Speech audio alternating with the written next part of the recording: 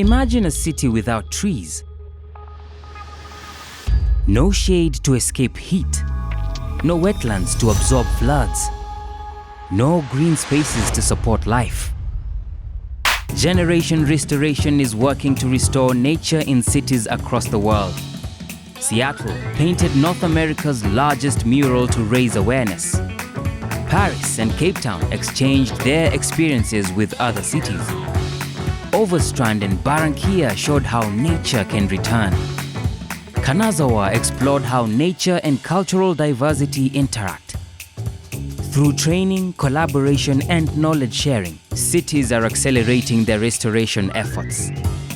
24 cities leading restoration. Over 1.5 million people reached with increased awareness on urban restoration.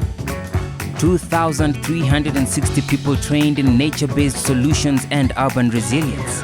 31 policies strengthened through 61 tools and assessments. Project investment doubled through external and city funding. When cities collaborate, restoration becomes transformation.